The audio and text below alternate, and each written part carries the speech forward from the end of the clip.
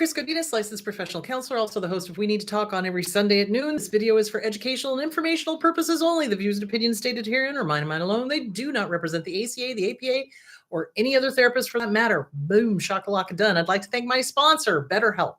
BetterHelp, BetterHelp.com/Chris Godinez. They're an online therapy company. They are international. I've gotten great feedback from people using them. So thank you. BetterHelp.com/Chris Godinez. Okay, current events. A big thank you to everyone who showed up to the No Kings rally yesterday. Even those who didn't participate directly, just coming by and honking and waving like I did, that is cool. You did participate. So thank you for doing that. That was awesome. And I think the greatest thing that came out of that was the sense of community. So many people have been saying, oh my gosh, I met these people and they're in my town and I didn't even know that they, were the same ilk as I am. And we're going to get together and we're going to talk and so it really has helped a sense of community. I think our country has been so divided and so isolated behind computer screens. I mean, don't get me wrong. Obviously, they are immensely useful when used correctly. But I think that social media has been used to divide us. And it's really important to get out and meet people in real life. So that was awesome. Thanks to everybody who showed up. Thanks to everybody who supported. That is my current event for today. All right, let's talk about communal narcissists. Let's talk about In the Name of the Father. So many survivors of narcissistic abuse were abused spiritually and religiously. So it's all part of PTSD. It's all part of CPTSD.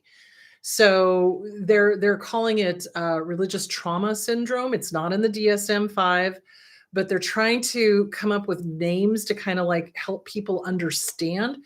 So really what it is, hi everybody, really what it is trauma. It's happened in the past, or it could be happening currently, and it is causing problems. So it's all part of PTSD, basically, is what it is. Just like narcissistic survivor syndrome. It's like, and it's so funny because I do hear some psychologists being like, oh, well, that's not in the DSM, and you can only talk about things that are in the DSM. You know what, Mother Clucker? If you're not working with the population I'm working with and you haven't been seeing the kind of trauma I've been seeing, I suggest you sit the bleep down and shut the bleep up. Seriously. So those are the ones that are having fits with books like Adult Children of Emotionally Immature, Adult Children of Emotionally Immature Parents by Lindsay Gibson. Oh, well, that's not in the DSM. But that is the experience. And it's being written in layman's terms so everyone can understand that. So, okay, let's talk about religious trauma. Narcissists use religion just like they use anything else as a tool for manipulation. Okay, now that is not to say that religion is bad. It's not in and of itself. It is how it is used, just like emotions. Emotions are not bad. It's what you do with it. Okay, it's what you do with the emotions that make them harmful or helpful. So what a narcissist will do is they will take the religion, whatever religion it is. It doesn't matter. I mean, there are abusive Buddhists, believe it or not. So, they take a religion and they will twist it to fit their image, and they will use it to manipulate, control, guilt trip, gaslight, rewrite history. Hello, does any of this sound familiar? So communal narcissists, there's kind of an evolving definition. So in the past, communal narcissist was like a typical cult leader. That's now evolving. So a communal narcissist can also be somebody who's just overly helpful, but there's an agenda. So a communal narcissist depends on the community supporting them, giving them praise, telling them how wonderful they are. So it all starts overlapping. Munchausen by proxy syndrome. Oh, you're taking care of this person. Oh, you're such a wonderful person. And then when the doors are closed, they're abusing the crap out of them. So a communal narcissist depends on the community to bolster their ego. So in the evolving definition of a communal narcissist, it's someone who is gravitating to helping professions. Oh boy, does that sound familiar? So teachers, doctors, therapists, politicians, any caregivers, any position where they're supposed to be caring for and helping, but in reality, when there are no eyes on them, they are abusing the crap out of whatever vulnerable population they have. Now, let's take that a step further. They are finally now acknowledging that cult leaders are, in fact, dark triads, that they are narcissists, psychopaths, control freaks. Okay. Cult leaders are the ones that are attracted to religions where they tell their sect that they are the only ones that have the answer. They have got a direct line to God, and God's telling them what you should all do. There's your clue that this is not a healthy thing. So you want to watch out for anyone, I don't care who they are, who says they have a direct line to God. It's like, funny how God's manifesto matches your manifesto. Doesn't make sense. And so you want to watch for things like that. So when I was growing up, my dad dragged me to every single hardcore fundamentalist nut job religion you could possibly think of. And the way they would twist the Bible, the way they would twist the religion, the way they would do things was intended to keep the population fearful. Oh, I'm going to go to hell. Oh, if I do this, I'm going to hell. Oh, I'm a terrible child because I'm not obeying. It's intended to keep people down. Okay. When it's twisted, when a religion is pure, like, hey, this is to uplift people. This is to get you closer to God. This is to help you find your spirituality. This is to help you find yourself. Then it frees the person. And the funny thing of it is in cults where they misuse religion all the time, it's always the agenda of the cult member, the cult leader, and it's always to incite fear. So the way I've had so many conversations with so many clients about this, the way that narcissists use religion is they cherry pick what they're going to pull out, and they cherry pick what parts of the Bible they're going to terrorize you with. So my dad's favorite thing to do was Revelations, and he was always talking about how the end of the world was coming. I was 10. I didn't want to hear that. It's like, I've got the rest of my life. Why are you telling me the world's going to come to an end? And of course, without any framework, it was all, you're evil, you're bad, you're a woman, original sin, blah, blah, blah. That's something that a lot of them like to do. And you're going to be judged, and this is going to happen. There's going to be rapture and blah, blah, blah, blah, blah. Well, to a 10-year-old, that's pretty scary stuff if it's not put into context, which it never was. So that is the thing you really, really, really, really, really, really, really got to look for is, are they taking things out of context? Have they actually read the entire Bible? Do they understand the entire Bible? Do they, or are they cherry picking? And generally they cherry pick. And they cherry pick the passages that are going to make the person feel guilty. That's the goal, because if the person is feeling guilty, that's going to kick their inner child into please mode. I'm going to please you. I'm going to please you. I'm going to do better. I'm going to do better. I'll do what I need to. I'll do it. I repent. I do, whatever. So it's a really abusive, incredibly abusive. I've talked to survivors of religious abuse, of spiritual abuse, and some of them tell me that they would rather have had the beatings, and some of them got both, than the spiritual guilt, weirdness that goes along with cults or with religious abuse, etc. Because like physical things heal, but that mental stuff, man, that sticks with you. So specifically what I have seen these cult leaders do is that they link your freedom to the cult. So you can only commune with whoever they tell you to commune with. You can only talk to whoever they tell you to talk with. You can only have sex with whoever they say you can have sex with. And oftentimes the cult leaders are the ones that are sexually abusing, that are pedophilia going on. I mean, Jim Jones, oh, good God. If you ever want to read about a messed up situation, read about Jim Jones. That's your stereotypical antisocial, narcissist, control freak, cuckoo, killed 900, almost 1,000 people, killed a senator that went there to investigate. They are all interested in power and control. And when he thought he was losing power, when the senator came and there were all these members that were like, oh my God, get me out, get me out, get me out, get me out, get me out, get me out. He recognized he was losing power. And he was the type of person, and most narcissists are, and this is what you need to understand. This is what makes them so damn dangerous. Narcissists would rather burn their little kingdom down to the ground and rule over the ashes than to ever admit they were wrong, ever admit that, okay, well, I've lost power here, I'll have to start over. None of that goes on through their mind. In their mind, they want, again, everyone dead. And they would rather destroy everything than to admit they're wrong or to face a consequence for their illicit behavior in the cult. So that's what Jim Jones did. He knew that if these cult members went with the congressman and testified, that he would get caught and he would have to face rape charges and he would have to face all sorts of charges. And rather than do that, he forced his commune to drink the Kool-Aid, quite literally. That's where the term comes from. It was cyanide, it was poison or some sort of poison. And he killed them, 900 and some odd people. It was close to 1,000.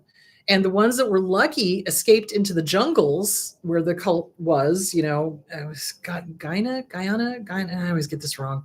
Anyway, they escaped into the jungles and they were able to save themselves, but it was a miracle that they did. So basically anyone who is hiding behind whatever spiritual foundation and claiming they are the only one with the answer, they are the ones that are speaking directly for God. And interesting, isn't it funny? God's agenda and their agenda, same thing.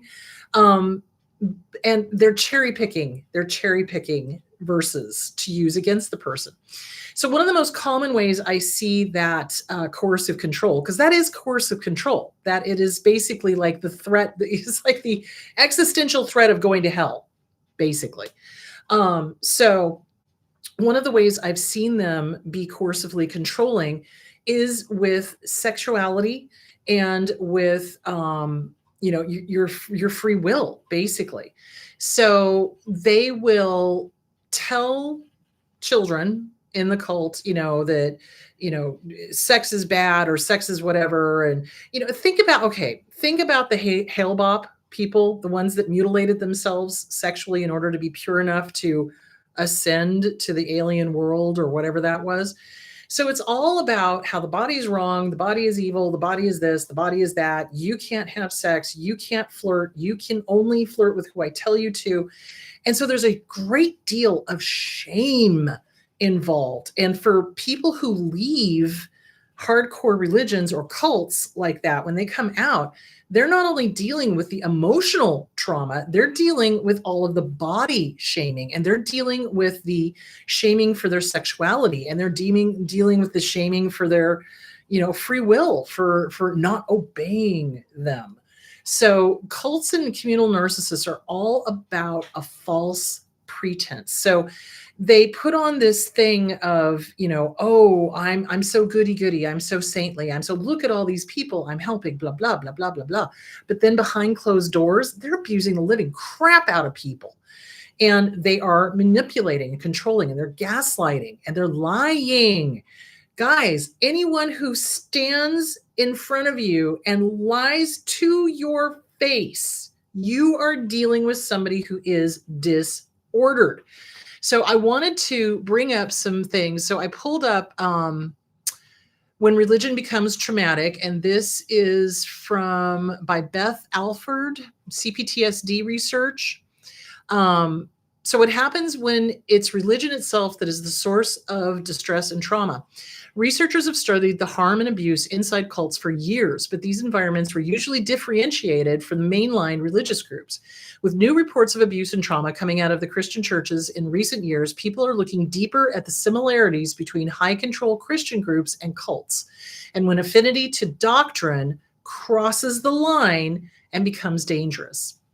Increasingly, researchers, clinicians, and survivors are calling this religious trauma, and it is. So what my dad would do is he demanded that I go to whatever nutjob church he was going to that week. So if you read my book, What's Wrong with Your Dad? My dad was a hardcore fundamentalist Christian. He hated Catholics. He hated Jews. He hated blacks. He hated everybody. He did. Typical narcissist. Hates everybody. Racist, sexist, the whole thing. And when it came to religion, he was of the opinion you had to suffer while you're here in order to get to heaven. That was his big thing. But here's the deal. He wanted everybody else to suffer, not himself. So he would pick these religions that would promote, the body shaming, or the you're a woman, therefore you're evil and you need to be controlled kind of thing, or you're a boy and you're having impure thoughts and therefore you're evil because you're having impure thoughts. My God, no, you're a teenage boy. Teenage boys on average think about sex every 5 seconds. So, it's just doesn't make a whole lot of sense. So he would go to these hardcore fundamentalist Christian groups until they said something that pissed him off. And then when they said something that pissed him off, he'd yank everybody out of that church, and then we'd be off to another church. So I must have attended at least 5 or 6 different churches, and he would piss people off. He would want to be the leader. He would want to be the one espousing. It's like he had this delusions of grandeur that he was the preacher. So he would do that type of thing. So they program their kids. They basically, any survivor of abuse has been programmed to go along with the program. So religious trauma is soul crushing. It really is. And it affects people on so many different levels, which is why if you are a clinician, you cannot ignore this. Here's the thing that pisses me off. For years in the teaching schools, when you go to get your master's degree, they were like, oh, we can't talk about religion. Oh, we can't talk about politics. Oh, we can't talk about domestic violence. What the mother cluck is wrong with you people? If domestic violence had been spoken about as much as it is now, there'd be a hell of a lot less of it. If trauma had been spoken about as much as it is now, and all of those Vietnam veterans who came home with quote unquote shell shock were treated properly, we wouldn't have the problems that we're having now with PTSD, CPTSD, narcissism, etc. So it pisses me right the freak off that these schools are doing a disservice not only to the public, but to the practitioners by going, oh, we can't talk about that. Listen, if you are in this business, you are in this business to educate. So educate. Talk about it. It needs to be talked about. Religious abuse needs to be talked about. Talk to your clients. What was your religious upbringing like? Can you give me a snapshot? What happened? And in speaking with my clients, when they start telling me the story, so not only were they getting abused at home, they were getting abused when they went to church. And then when they came home, the abuser had more ammunition to use against them. And it was this awful cycle. And when they finally broke free, they were shunned, which is a psychological torture that is used to force the person who leaves the group to come back into the group. So again, when someone pisses off a cult member, or a cult leader, they're tossed out of the group. They're shunned. So they lose instantly all community, all communication. And that's why a lot of people commit suicide when leaving a cult, or they go back to the cult because they can't stand the pain. because it's painful. It's painful to be shunned. You walk into a room with people that used to hug you and, oh, I love you, love bombing, right? And suddenly you walk into a room and they're all like, that's painful. That's painful. And so cults do that on purpose to make people toe the line. Whew. So religion needs to be talked about. You need to ask, what was your religious experience like? What was your spirituality like? How was it for you leaving your family of origin knowing that they were abusive and narcissistic? Was your religion an influence on you in any way? Sometimes religion has been the thing that has helped people the most. Other times, religion was the thing that was used, abuse by proxy, as a whip to bully, hurt, harm the target of abuse. So religious abuse is just as damaging as emotional abuse, physical abuse. I sometimes think it's worse because you've got all of these tapes going on in your head and you've got this community that you're afraid of losing if you leave, pressuring you to stay in the lane. So, yes, it is a real thing. And I get sick and tired of these goddamn Ivy Tower professors or psychologists, psychiatrists who could possibly have issues of their own with wanting to stay in control that are sitting there going, this isn't in the DSM-5. We're not going to talk about it. Okay, well then get out of my religion because you're doing a disservice. Get out of my religion. Woo! Jump back. Freudian slip. Freudian slip is showing. Oh, jump back. Get out of my profession because you are doing a disservice to your clientele. They need to talk about the religious abuse. They need to talk about the spiritual abuse. They need to show you or tell you how they were manipulated and how they got disconnected from their higher power so that you can help them find themselves and possibly reconnect. So in some of the people that I work with, they on their own have decided to explore other religions to see if all religions were as abusive as the one they were raised in. And oftentimes they will come back and be like, oh, wow, I just had a really interesting experience. I went to this church and they were normal. Okay, good. And you continue going as long as that supports you. Some people leave Christianity altogether and they go to paganism. And again, if that supports you, do that. Sometimes they leave and they go to Buddhism. Hello. You do that. You do what supports you. I think the biggest thing is that the narcissist wants to isolate you. The cult leader wants to isolate you from your true higher power. That they want to isolate all the way around. They want to pull you away from family and friends. They want to pull you away from your higher power. That's kind of your Jiminy Cricket. They want to pull you away from anything and everything that gives you strength, anything and everything that gives you comfort, anything and everything that helps you recognize them for the narcissist that they are. Dear Lord, there was a car honking out there. Stop it. Anyway, so that is what they do. That is why they want to be seen as the mouthpiece of God so that you don't turn to God on your own. You turn to them so they can tell you what they want. That's what cults do. So also I wanted to bring up, so when religion, talked about that, religious trauma. Dr. Marlene Winell was the first person to use the term religious trauma syndrome to describe the wide array of emotional issues that people face leaving authoritarian religions. Psychological harm including fear, anger, depression, loss of self, loss of agency, and decision-making. So the goal of a narcissist, any narcissist, is to get you to the point where you don't even know what you like or don't like anymore. They want to tell you what you like and don't like.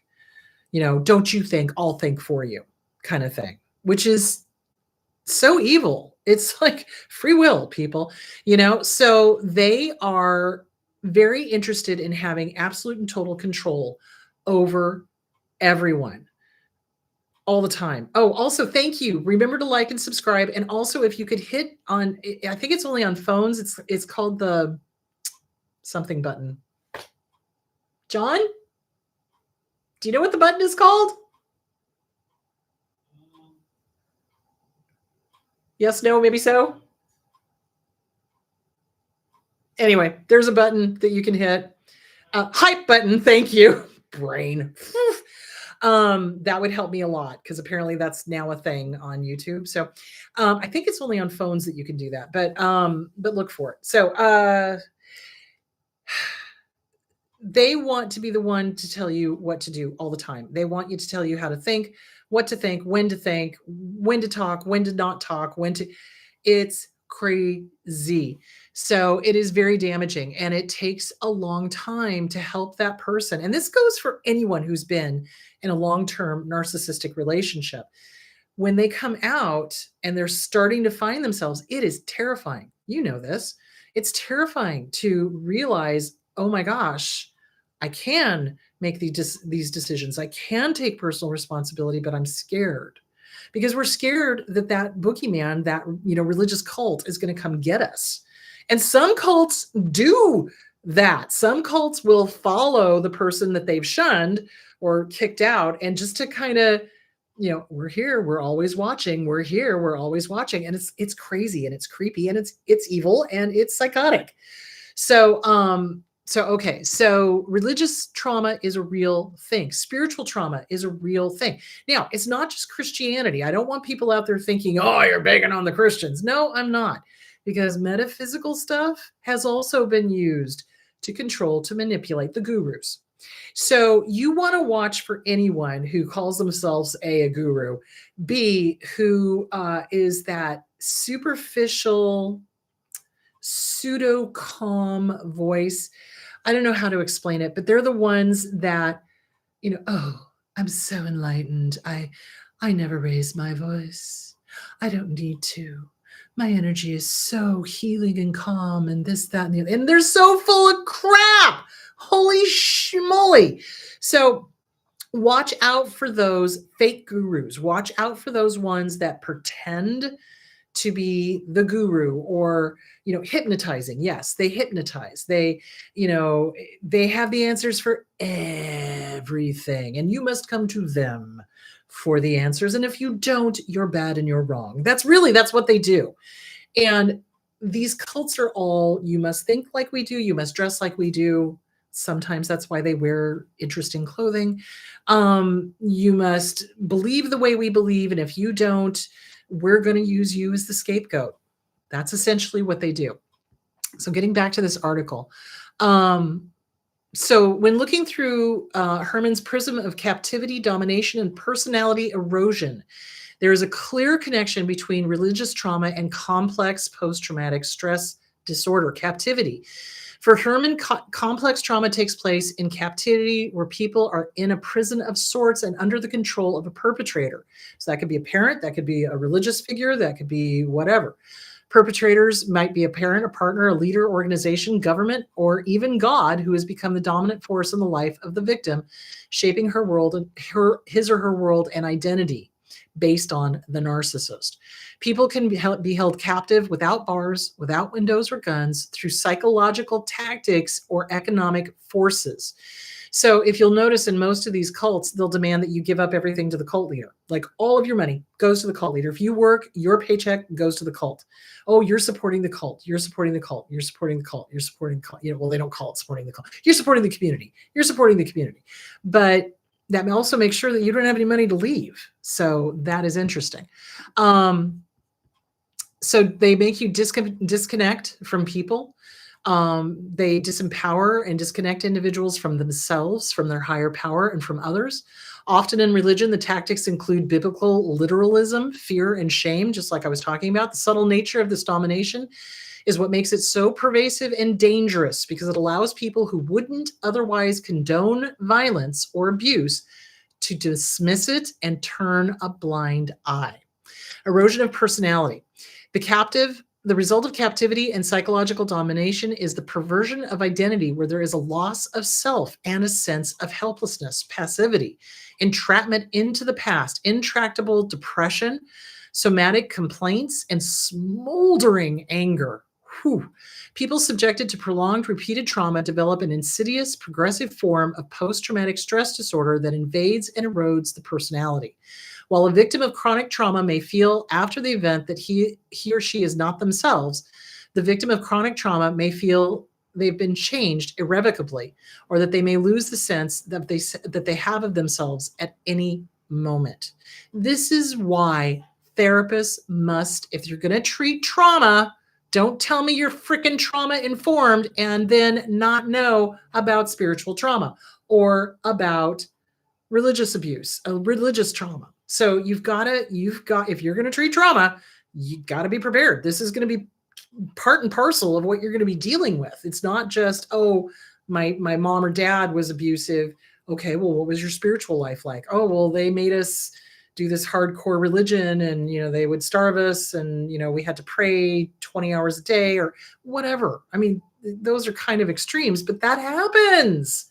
So, okay, so there is that. So religious trauma syndrome, this is by Marlene Winnell.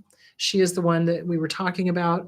Cognitive confusion, poor critical thinking ability, negative beliefs about the self and self-worth, black and white thinking, perfectionism, difficulty with decision-making, depression, anxiety, anger, grief, loneliness, difficulty with pleasure, and loss of meaning. So anytime a cult member experiences pleasure, the cult leader will make them wrong for it unless it was condoned by the cult leader. So many survivors of abuse have this sense of, I don't deserve to be happy. I don't deserve to have joy. I don't deserve to have this nice thing that I've been saving up for myself. I'll just give it away to a friend of mine. Ooh, hello. We need to work on the self-esteem workbook by Glenn Schiraldi. We need to work on the Facing Codependency by PM Melody. We need to be working on CPTSD from Surviving to Thriving by Pete Walker. Because these are the things that the cult has done. The cult, and it can be a cult of one. Narcissists can be a cult of one. You've got to understand that. My dad used religion all the time against all of us and would shame us and would put us down and make us wrong and tell us we were evil and going to hell. And if I didn't listen to whatever crazy person happened to be preaching that day on the TV, then I was going to hell. He would literally stand at my door and bang on my bedroom door and scream at me what an evil little bitch I was, because I was going to hell, because I wasn't going to go listen to whoever the preacher was that was on TV. So that's the kind of bull tinky they do. That affects a kid. You're 10 years old, you're 14 years old, you're being told you're going to hell. Meanwhile, your abuser is abusing you, maybe sexually. I'm sorry, what? Logic? Hello? Who's going to hell here? So do you see where I'm going with that?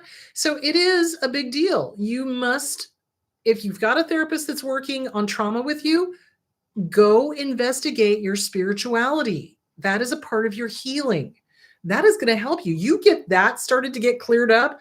Oh, that's going to give you so much power. That's going to give you so much agency to separate yourself from that abuser or that abusive religion or that abuse, whatever it was, spiritual abuse, religious abuse, the twisting of the religion. Yeah, take your agency back. Absolutely. Okay, where am I? There we are. Social, you lose the social network. Families rupture, especially if you decide not to go with that religion.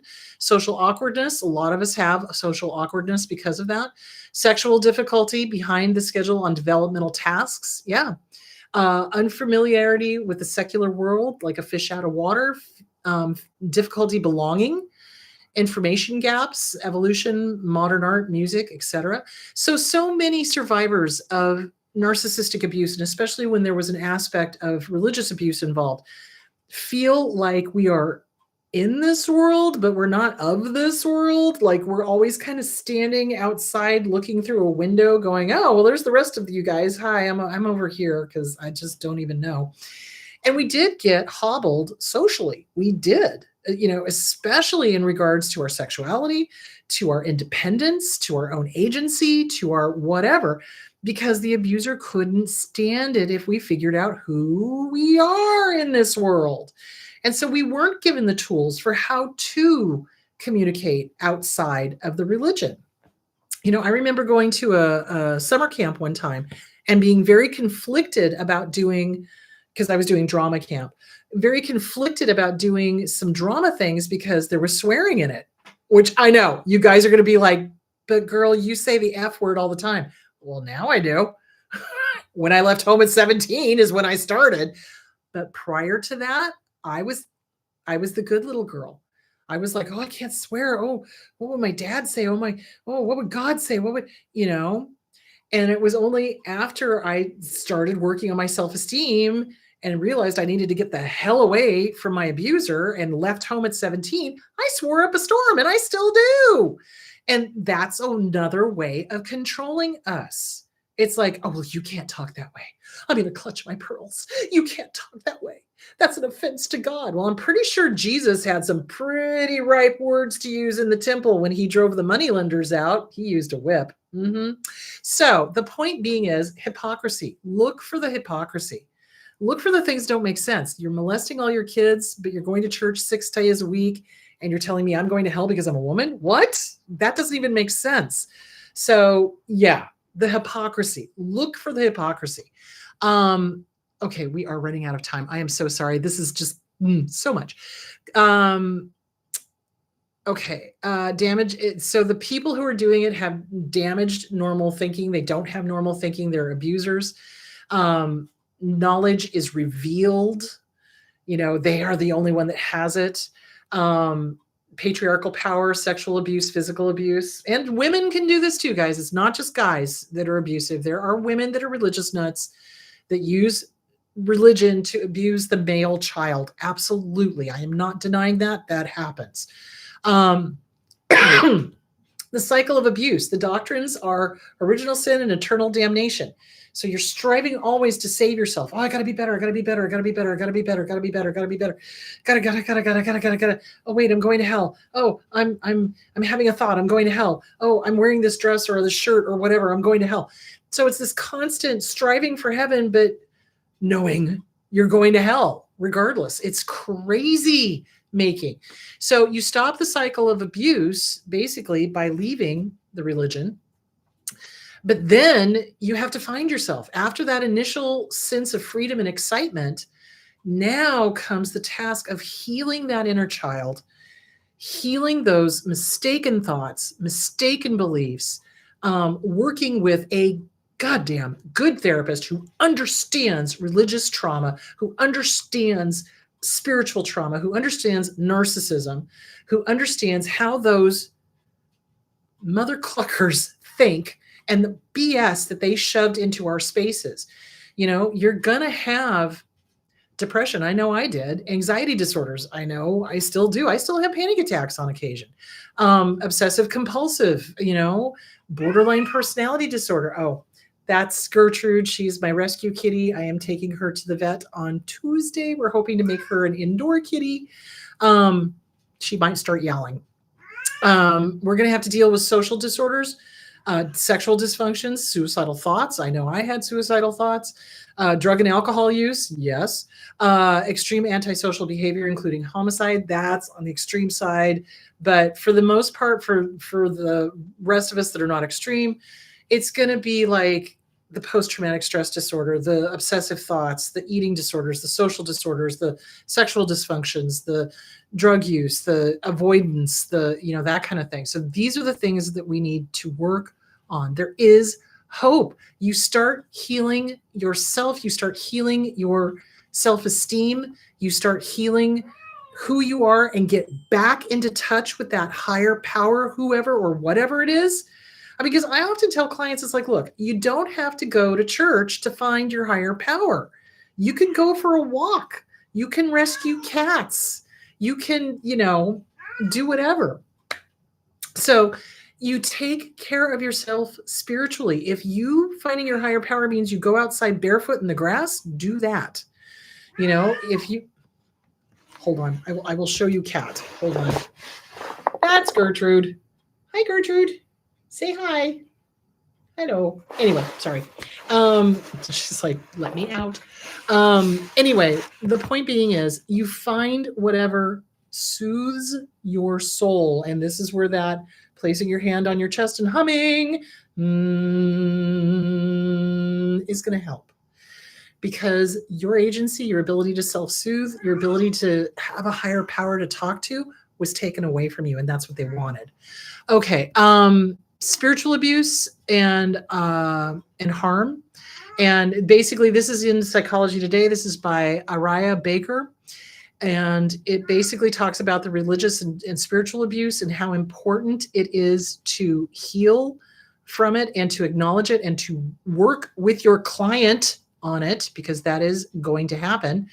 How to leave a particularly aggressive religion, that whole thing. So there it is. That's a really good article. So there's that one. The other one I pulled up was, where did that one go? What makes a cult a cult? So charismatic leader who becomes the object of worship beyond any meaningful accountability and becomes the single most defining element of the group and is its source for truth, power, and authority. And this is why my dad kept getting kicked out of religions or kicked out of churches. He wanted to be the pastor. He wanted to be the authority. He wanted everyone to see him as the ultimate authority. So when I was a kid, and I talk about this in the book, I would see my dad. When I prayed to God, I would see my dad's face. It took a long time for me to unpack that and undo it and see my own relationship with my own higher power. So yeah, there is that. Okay, where did that go? There we go. A process of indoctrination, coercive behavior, thought reform. You can't think that, you can't do that, you can't say that. That leads to group members doing things that are against their own best interest, that serve the interest of the group leader. Exploitation of group members by the leader and the ruling coterie. So there's usually a surrounding group of people of the major narcissists. Those are the sycophants or the flying monkeys. And you will have to, please them as well. So there that is. That's a really good article that is on Psychology Today. What makes a cult leader? Okay. Usually cult leaders are cluster B disordered. Many cult leaders show traits associated with these disorders, including a strong desire for admiration and a significant lack of empathy for their followers. Psychopathy. Some leaders display traits from the triad. Disinhibition, impulsiveness, irresponsibility, meanness, and boldness. Destructive cults can be considered a sociopathic syndrome characterized by the leader's behavior and personality changes, which involves estrangement from the family, loss of identity, and disinterest in society. They exploit vulnerability, they create isolation, and it's an authoritarian control. So that is why anybody who thinks a national religion is a good idea is smoking the ganja. So yes, I'm going to get into trouble with people. They're not going to like it. I'm going to say it anyway, because again, we need to talk about this. Our country was founded on religious freedom. And the reason we broke off and broke away and have separation of church and state is because the King of England was the head of the Church of England. And that was the only official religion you could do. That's also why the Puritans were kicked out and everything, because they didn't follow the Church of England. So it's very dangerous to have a national Christianity, or as I like to call it, Nazis, because there's so many different sects of religion. And in that kind of thinking, there can only be one. And you can only have this brand of Christianity, and you can only have this brand of believing, and only this brand, and it has to be what the leader thinks. So you can't do that. That's not safe, number one. Number two, that will lead to authoritarian things. And so I looked up national Christianity, fusion of identities. It asserts the national identity is inextricably linked to and defined by Christianity. Mythological founding. Proponents in the U.S. often rely on mythological ideas that the nation was established as a Christian nation. It was not. Our founding fathers were, for the most part, deists. I have said that before. I will say it again. Go read their biographies. It overlaps with other things, but basically it is a distortion of faith, opposition to pluralism and democracy, a threat to religious minorities. So anybody, even a Christian that doesn't believe in that brand of Christianity, will be punished. That's not who we are. That is certainly not who a Christian is, not a real one. It suggests that national Christianity is more precise than Christian nationalism to describe the way national differences are sometimes used as outweighing the unity of the Christian faith. And that's what Christianity should be, is unity. So that was what that is. Now, our founding fathers, Thomas Jefferson, Benjamin Franklin, and Thomas Paine, are often identified as deists. George Washington and John Adams are also frequently identified as that. Deism was a religious philosophy emphasizing reason over revelation, believing in a creator God, but not in a God who intervenes in human affairs. So just go look up our founding fathers, look to see what they believed about religion, and you will understand why separation of church and state is so important. It is to protect religious freedom, to prevent the government from being corrupted by a religious power, and to avoid the religious persecution so common in national religion countries. It preventing coercion, ensuring individual liberty, assuring that each person is allowed to find their higher power, and it doesn't have to be the same exact higher power that the next person has. Avoiding a national church. They wanted to prevent a government-established church like the Church of England that could dictate beliefs and persecute dissenters. They wanted to avoid the influence of kings, nobles, priests. Leaders like Thomas Jefferson feared that an alliance of religious and political power would create a corrupt and oppressive aristocracy, and he's not wrong. Keeping religion sacred. They believed religion was sacred and individual and should not be cheapened by used by a demagogue to manipulate people for political gain. That's why they wanted separation of church and state. To ensure a functioning union, allow for union. Colonies had diverse religious groups. They did. They all had their different sect of religion, of Christianity. A unified nation would be impossible if the government favored one religion over another. So again, divide and conquer. That's what that's all about. Preventing religious conflict. A separation of powers within the government extended to religion, ensuring that the federal government could not interfere with or favor one religion over the other, allowing the union to form and to function and to be united despite theological differences. So there you have it. So there is that. All right. So religious abuse is just as bad as physical abuse. It's just as bad or worse than, emotional. It's all connected. It is all connected. So really important that if you have been a target of religious abuse, spiritual abuse, you get with a good trauma therapist who understands their stuff and who is willing to go to those uncomfortable places and talk with you about it so that you can unpack it and you can find yourself and you can find your higher power and you can rescue cats and let them yowl on your show. So that's why it's important to take really good care of yourself. Our mind, our body, and our spirit are not separate. And Gertrude agrees. They are all one and they operate together. And if one's not functioning, the rest of them are going to be kind of wonky too.